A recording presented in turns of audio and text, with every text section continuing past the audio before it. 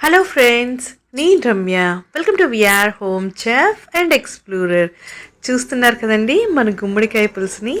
చూస్తేనే చాలా చక్కగా తినాలనిపిస్తుంది కదా. చాలా టేస్టీగా సింపుల్గా క్విక్ ప్రాసెస్ చూపించానండి.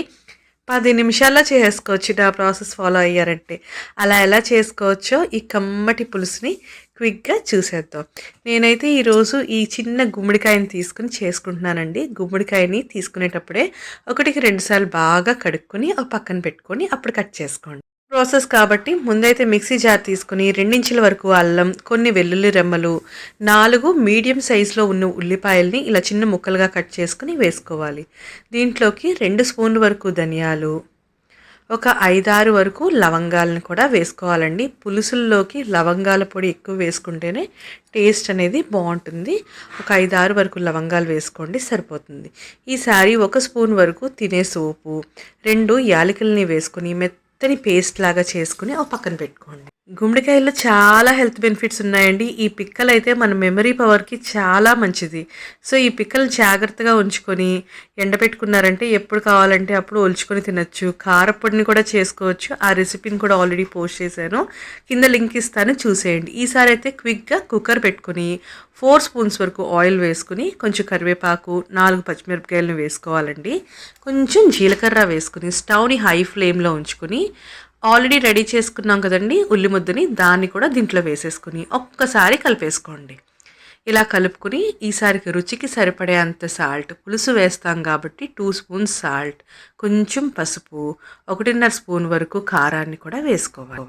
ఇవన్నీ ఈ ఉల్లికి పట్టేలాగా ఒక 1 మినిట్ అలా కలుపుకోండి. ఇలా కలుపుకున్న తర్వాత దీంట్లోకి మనం ఆల్రెడీ కట్ చేసి పెట్టుకున్న ముక్కల్ని కూడా వేసేసుకోవాలి. గుమ్మడికాయని ఈ సైజ్ క్యూబ్స్లా కట్ చేసుకోండి, పర్ఫెక్ట్గా ఉంటుంది. నేను చెప్పిన ఈ క్విక్ ప్రాసెస్లో చేయండి, టేస్ట్ అయితే అదిరిపోతుందండి. ఈసారి పెద్ద నిమ్మకాయ అంచే చింతపండుని రసం తీసుకుని తిక్కుగా ఉన్న గుజ్జుని మాత్రమే వేసుకోండి. ఒక పావు కప్పు వరకు బెల్లాన్ని వేసుకుని ఒకసారి కలుపుకొని మూత పెట్టేసుకోండి.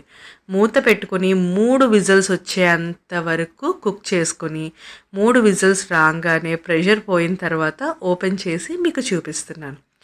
చూస్తున్నారు కదా, సూపర్గా ఉంది కదండి. ఈసారి చక్కగా దీన్ని తాలింపు వేసుకుందాం.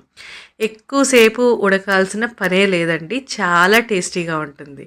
ఇలా ఒక ప్యాన్ పెట్టుకుని తాలింపుకి కొంచెం ఆయిల్ వేసుకుని మెంతులు, ఆవాలు, జీలకర్ర, కరివేపాకు, ఎండుమిరపకాయలు, మినప్పప్పుని వేసుకుని మినప్పప్పు మంచి కలర్ వచ్చి కరివేపాకులు క్రిస్పీగా అయ్యేంత వరకు ఫ్రై చేసుకోండి.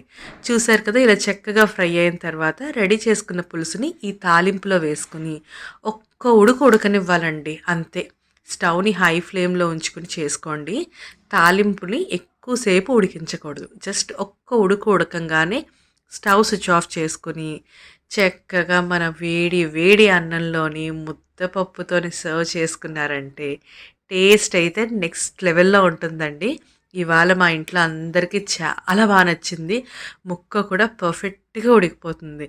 గంటలు గంటలు మరిగించి టేస్ట్ తెప్పించాల్సిన పని లేదు. సింపుల్గా 10 మినిట్స్లో 3 విజిల్స్ వేయించారంటే టేస్ట్ చాలా బాగుంటుంది. సింపుల్గా ఎలా చేసుకోవచ్చో చూసారు కదా. ట్రై చేసి మీకు ఎలా వచ్చిందో కమెంట్ చేయడం మాత్రం మర్చిపోకండి. Thank you for watching.